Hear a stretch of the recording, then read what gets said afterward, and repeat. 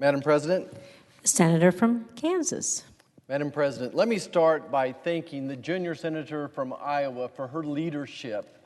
Senator Ernst, thank you for fighting for freedom. Thanks for showing me the way to continue to fight for those who need help. This weekend together, we witnessed the worst of mankind, but we also saw the best of humankind, and that would be the Polish people and the job that they've done welcoming almost 1 million refugees from Ukraine over a period of about 2 weeks. They didn't just welcome them, they gave them food, and they gave them clothing and shelter. And then more than that, they helped process them and get them to a location, to a friend, to a relative, buying them plane tickets, putting them on trains. I've done missionary healthcare work all across the world, and what we saw the Polish people doing there was absolutely incredible. Half of the Polish people have taken a refugee into their own homes. But like I said, we also witnessed the worst of humankind, the worst of mankind, and that would be Vladimir Putin's war on the people of Ukraine.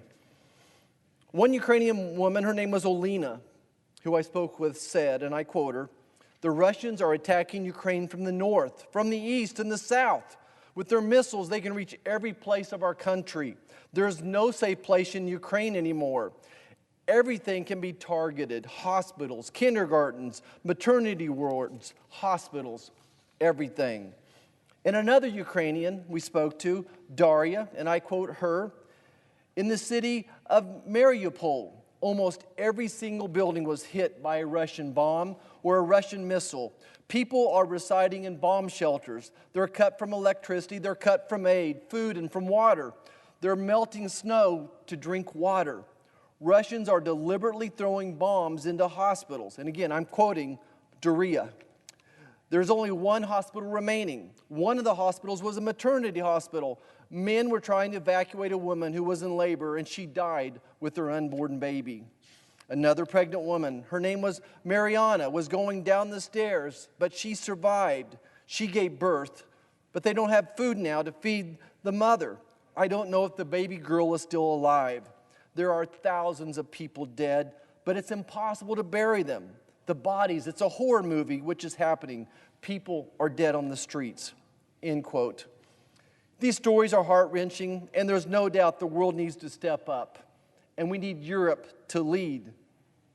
And I'm so proud to report the buzz across Europe and the buzz across Germany as we landed, that the Germans are committed once again to this transatlantic partnership and a willingness to commit dollars and funds to this NATO alliance and to the security of the world.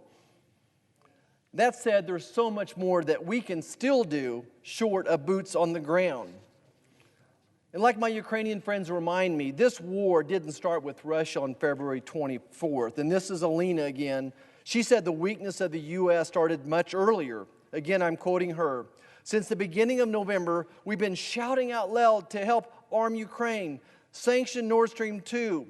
Why did the U.S. lift sanctions on Nord Stream 2, she asked us, and basically give the green light for Putin to move forward in Ukraine. We clearly wanted that might happen. We were not heard." And I end the quote. Earlier this month, the Ukrainians said that they met with Secretary Blinken, and they begged him to please send air defense systems now. But weeks later, they still don't have them. This is day number 26 since Russia invaded, and the Ukrainians are telling us they're not seeing any American weapons yet. I asked them to describe to me what they needed to win this war, and their answer was very simple.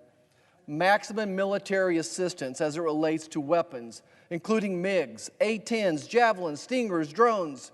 Look, the Ukrainians can win this ground war, but the problem is Russia is launching bombs from their own airspace, from their own land, from the seas as well. What they need are missiles that'll intercept the Russian bombs. Another Polish woman we met, and I quote her, "We were ready as Poland to give these MiGs." This is a Polish woman speaking now. "We were ready as Poles to give them the MiGs, but the Biden administration didn't want us to provide them. And what happened? Instead of consulting us, the Biden administration decided to go public without the Polish government even knowing that this was the case. The impression in Europe and Ukraine is that the White House is undermining the giving of weapons from our allies to the Ukrainians, that they're thwarting the transfer of these weapons. One of the Ukrainians even went so far as to say she wanted to steal the MiGs because there was just no other option. Madam President, this war was completely preventable had the U.S. projected its strength. The U.S. can do so much more. President Zelensky has begged us, the United States, to lead more. But this administration is following the footsteps of President Obama by leading from behind. They've been slow to react at every step. Madam President,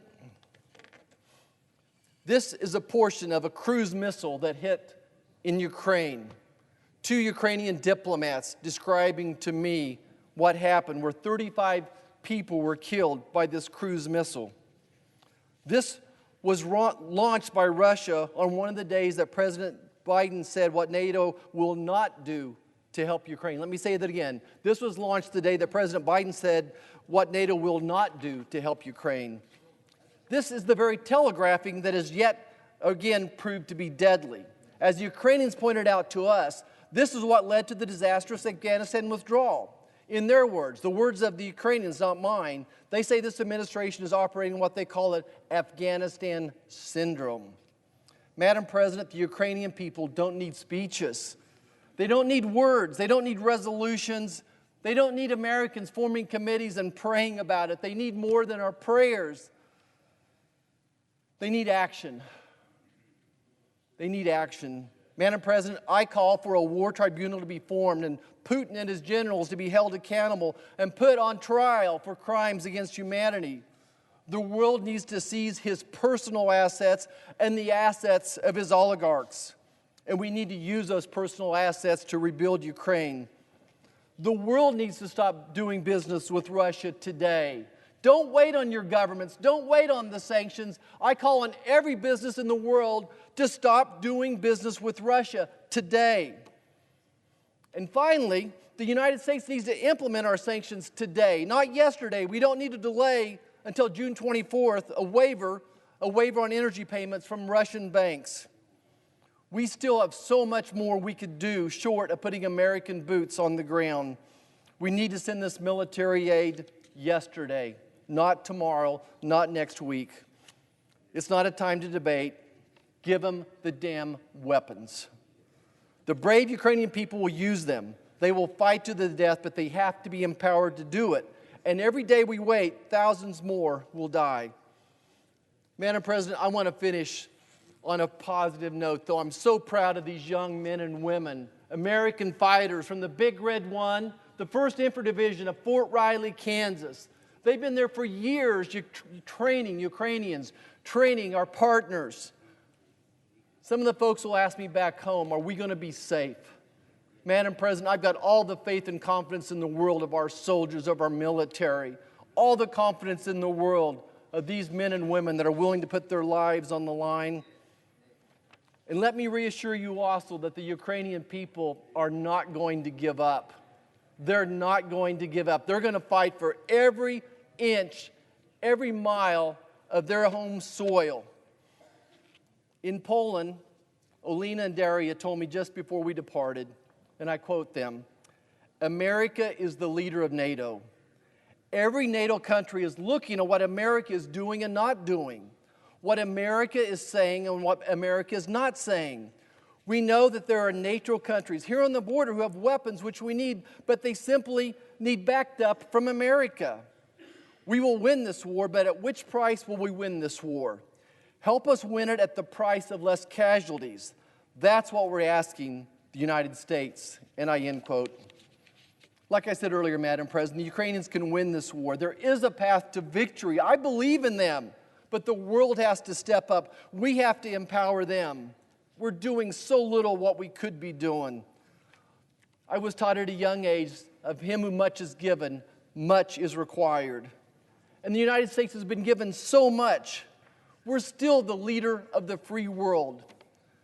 It's time we start acting like it. Thank you, Madam President. I yield back. Madam President. The senator from Maryland.